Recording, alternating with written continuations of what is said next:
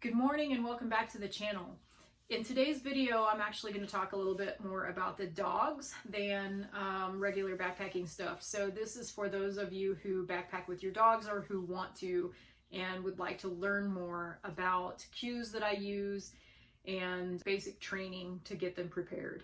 I am also working on an online course that is obedience and wilderness training for those of you who want to go more in depth into this. So this video is just going to be like the basics. I'm not very good at speaking. I'm much better at sitting down and planning and thinking and writing. So this is not probably going to be entirely comprehensive, whereas I'm trying to build a course, online course that is comprehensive and will hopefully give you more detail and help a lot more. But for now, I just wanted to kind of talk about especially the beginning foundation and some of the cues that I use when we're out there. So beginning foundation stuff, definitely basic obedience is the foundation. So basic obedience would be your very basic things that almost everybody already teaches their dogs. So things like sit, down, stay, leave it, heel, off, which means different things to different people, but for me, off is to actually get off of something and down is to lay down. Look or watch me, and come is very important for recall. And also I would say that teaching a dog their name, especially if you have more than one dog, I have found it really handy to make sure that if I am speaking to one of the two dogs, to use their name. Otherwise, a generic command, both of them will probably pay attention. But if I only want one of them, then I am using that one dog's name. Half the time, both of mine come anyway. I have kind of a joke that I have a two-headed dog because they are always together and they almost always do the same things at the same time.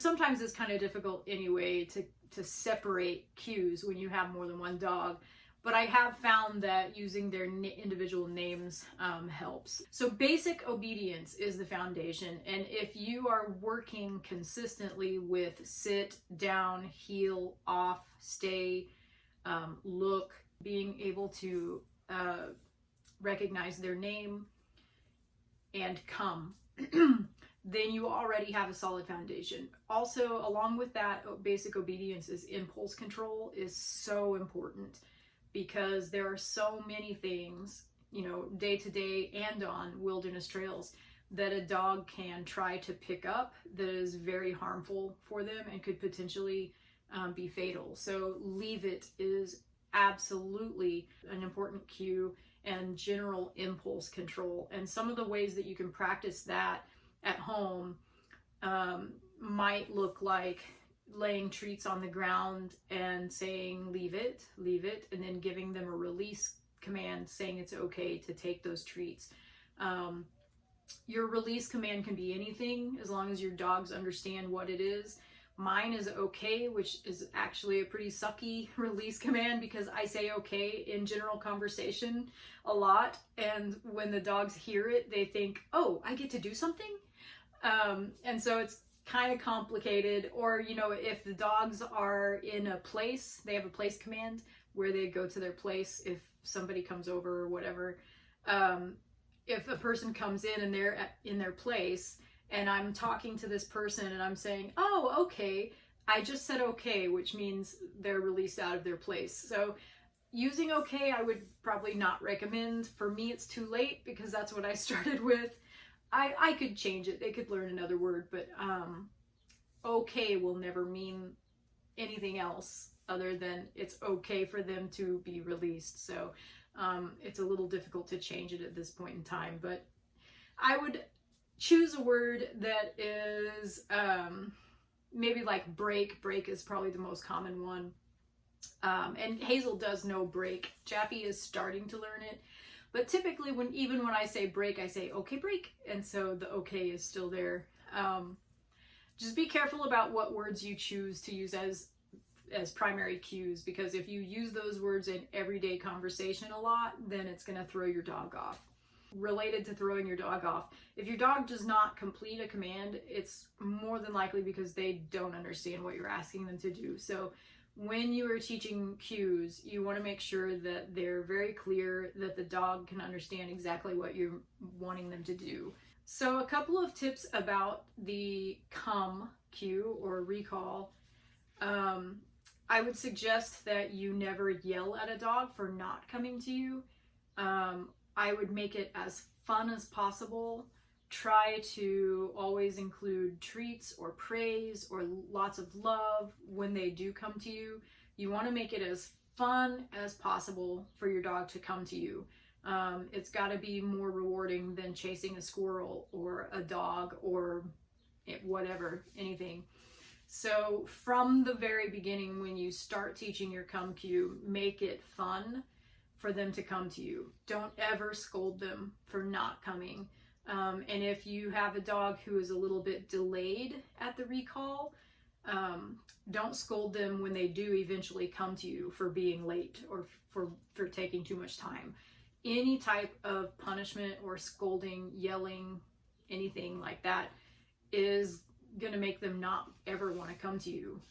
So from the beginning, make it fun, make them want to come to you, and don't ever scold them for not coming to you, especially if eventually they do, because you're essentially scolding them for they came to you and you're yelling at them, and they won't comprehend that. They aren't humans. They can't critically break things down like that. So in their minds, they came to you and you're scolding them, so they'll never do that again. Always make it fun.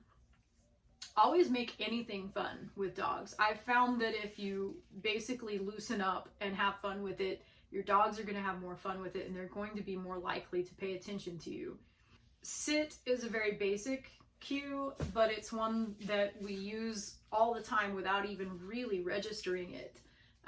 Sit can be used for impulse control. If you can put your dog in a sit, that way they aren't chasing something, trying to jump at you when you're feeding them. That's another discipline kind of impulse control thing that I teach my dogs. So when I'm feeding them, as part of our impulse control work, I will have them sit and I'll have them wait, and then I'll scoop out the food and put it in their bowls and set it on the ground, and then I will make them look. And once they make eye contact with me, I'll have them hold it, and then I'll say, okay, and then they can eat. And every little thing like that you can do with your dogs helps with impulse control. It helps them learn that they aren't to just do things without checking in with you first and making sure that it's okay. Another good use of sit is just as a redirect. So if your dog has a lot of energy and they're jumping around and you're trying to calm them down, I actually use calm as a cue as well, it actually is pretty effective. So you can also experiment with that. If you have a very excitable dog, you can use calm. The trick with calm is you have to actually be calm when you say it, when you give it. So I will tell anyone who asks, my dogs daily make me a better human being. In order to help them be calm, well-behaved dogs, I have to be calm and keep my emotions in check. Heel is one that is a basic cue, but it's not, for me personally, it's not used very often because a heel is a position, right? So a heel is right beside, left. The proper way is beside your left foot.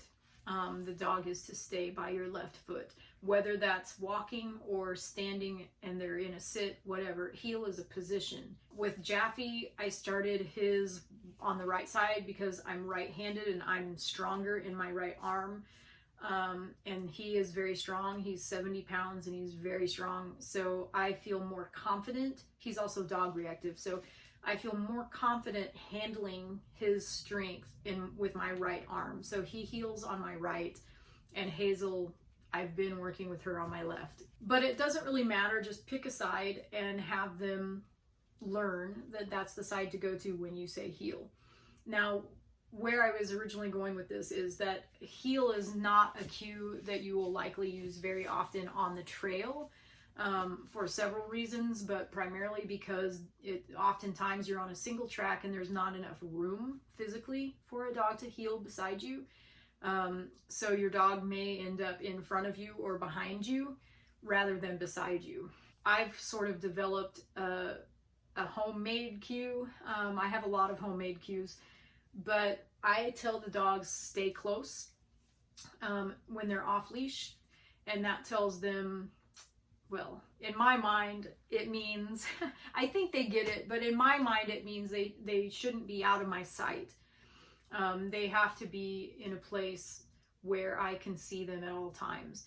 And, I think that they mostly get it because whenever I say stay close, they usually will turn and look at me and either come back to me or they'll look at me at least and stop and wait. So it seems to be effective, and I use it. So I use it regularly. Stay close. Another cue that I use is cross. At home in our neighborhood, when we cross streets, I actually have them slow down and wait and sit, wait for traffic, and then I say, okay, cross. And so on the trail, how that comes in handy, or how it has so far, is stream crossings or river crossings. There was one river crossing where I struggled to get Jaffe across because it was a pretty significant river. I mean, he could walk through it, but there was a good current going through it, and he was kind of afraid to cross through the current. And having that cue to cross sort of allowed him to know that it's okay to cross. You can. It's not going to hurt you. And so it actually took us probably a good half hour to get him to cross, but he did finally. It was great. Hazel went right across with me. I mean, I had the handle in her collar and she walked across with me. She did fine. Jaffe, not so much. Give and switch are two cues that I use. Give would mean give a paw, and this is handy if I'm putting musher's wax on them, or if they have some kind of abrasion or wound on their paw or something, on their leg, wherever. I can say give, and they'll give me the paw. Switch is just switch, give me your other paw. Fix I use when we're on trail and they're leashed and the leashes get tangled. I'll ask them to come and then I'll say fix so they know what I'm doing when I'm messing around with their bodies and their paws and trying to get the leash untangled. And they know what that means, fix. They know it's a good thing because when the leash is tangled up, they don't move as freely. They can't move as freely. So they know fix is a good thing. It means mama's going to help them. Find it. I haven't used as much on the trail, but I do teach that cue in case it comes in handy. With Monty, it actually did come in handy because I was backpacking with a friend and her dog, we couldn't find him. He went off into the forest and we couldn't find him for a while, and my friend was calling the dog's name and he wasn't coming. And so I actually told Monty, I said the dog's name and I said, find it. And I kept repeating that. We were walking around in the forest off trail trying to find him. And I kept repeating the dog's name and telling Monty, find it, find it. And she did. She took us right to him. He had his backpack caught on a tree limb and couldn't move. So you never know when cues are going to come in handy. So I like find it. There's another cue, line out, that I use, which basically means when they're leashed to me and I want them to walk in front of me, I'll say line out, and it just basically means walk ahead of me so the leash isn't like dangling and getting tangled. So line out means literally the line is out. It's actually a mushing cue. Open is a cue that I use when I say open. For me, that means I want them to open their mouth. This comes in handy if they've eaten something they shouldn't have and I need to try to get it out. Or sometimes if I'm giving medicine I have found with my dogs the best way to give medicine is to just simply have them open their mouth and put it as far back on their tongue as possible so that their instinct is to just swallow it instead of messing with cheese and all of that, because every dog I've had has been so good at eating the cheese and dropping the pill. Open, like they don't literally open their mouths when you say it, but it just lets them know what you're doing. And sometimes for me, a cue, that's what a cue is just letting them know what you're doing instead of just walking up to them and prying their mouth open. So open lets them know that I'm going to be putting something in their mouth or taking something out of their mouth. Front, it means that I want them sitting right in front of me, facing me, looking at me. It is also kind of a redirection kind of thing. If they're being wild and crazy, then I can say front. And usually what's funny is front is usually for me and my dogs a sign that we're about to work, that we're about to train, and they get super excited when I say it. So when I say front, they're knocking things over to come running to sit in front of me because they think they're gonna get treats and it's time to work and train, and they love it. Line out, on trail as a cue. Like if they get off trail, I actually don't like my dogs to get off trail. I prefer them to stay on trail where I can see them, where they're not going to be stepping on delicate flora, where they're not going to find some kind of wildlife that they may then end up chasing once they find it or chomping down on. We actually walked right by a grouse once. They were actually on trail and the grouse had bedded down right beside the trail. And stuff like that you can't see in the grass sometimes. So I prefer that they stay on trail. And so when they get off trail, I'll use on trail as a cue. And we use that in the neighborhood as well. If Jaffe or Hazel try to walk into somebody's yard, I'll say on trail and they get back on the sidewalk. That's actually one of the very first cues that I teach my dogs. First trail cue that I teach them is on trail, and we do that with sidewalks just around our neighborhood. Over and under. So a lot of the times, especially if you hit the trails early, there's still maybe avalanche debris and things like that that are across the trail. And you may have to go over the tree or go under the tree. And I have taught Jaffe and Hazel over and under. And so if we encounter a down tree, I can say, if it's enough off the ground, then I'll just say under and they'll walk under it. But if it's low to the ground and they need to go over, then I'll say over and they'll climb over it. Things that they probably could figure out on their own, but I feel like the cue is just extra guidance for them because it's not every day you encounter a huge tree down right in front of the only path there is for you to walk on. So I feel like it's just any extra guidance you can give them about what's okay and what they should do, I think is good. I also teach my dogs directions, left, right, back, and straight. So when we're on trail, usually when they're off leash, they are in front of me.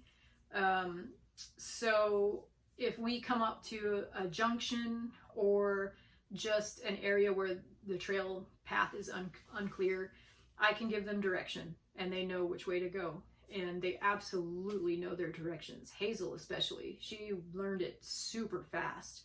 And the way I teach that is on our walks around our neighborhood. So when we're on the trail and they are off leash and the trail junctions or it's not clear, I can say right or left, and then straight or back are my front back cues. So I'll tell you a funny story about the directions though. Hazel is a smart cookie. I had let the dogs go off trail. We had gone down to a lake and they were playing in the water and I was refilling my water, and then we were trying to head back to the trail, and there wasn't really a trail, and so it was more like a game trail kind of thing, or just a very light tread. So, but I thought I knew where it was, and so I told Hazel right, and she did start to go right, and she looked, and then she turned back around and went left, started going left, And I looked closer because, I mean, usually she does what I say, and I looked closer and she was right. The trail actually went left. So I guess Hazel's a smart cookie, and if she thinks you're wrong, I guess she's gonna do what she knows is right, which is kind of good and bad, I guess. I don't know. I'll end by saying you can create your own cues based on your experiences and what you're doing. The key is to use those cues repetitively, and eventually the dogs will learn them and associate them with very specific things. So it doesn't really matter what word you are using for your cue. It just needs to be something that you and your dog understand. They definitely understand the words that we use the most. And so as you're training your dogs for the trail or for anything, be consistent about the words that you're using and about the situations that you're using them in. And the dogs are going to learn them without you really even trying. I mean, that's really all you have to do is just be consistent. So those are pretty much the main cues that I use on trail, and I hope this video has at least been somewhat helpful to you. I tend to ramble quite a bit, so I'll try to cut out the rambles and make a very as concise and clear a video as I possibly can. Again, this was not comprehensive. There are lots of cues, there are lots of tips that I could share with you for having your dogs on the trail. It's just a very broad topic, and there's so much to talk about. And again, I'm working on an online course that absolutely will be more comprehensive.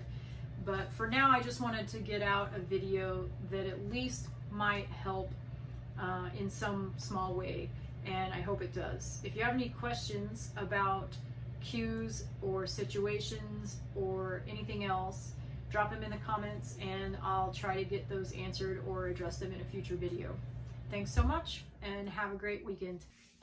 Hey everybody, I'm adding just one little addendum to the end of this video because as I was editing, I realized that I forgot to mention that I have some free PDFs for you guys if you're interested in learning a little bit more about cues and hiking and backpacking on trail in wilderness areas with your dogs. These are basically essays or articles that I've written on the Love Dogs blog throughout the years. I exported them as PDFs. They aren't the fanciest, but hopefully they'll be helpful. So definitely check the link in the description if you'd like to download those for free. If you're interested, sign up for my email list on the same website that the PDFs are located, and I'll send you enrollment notifications once that online course is ready to go. Thanks, and I'll see you next time.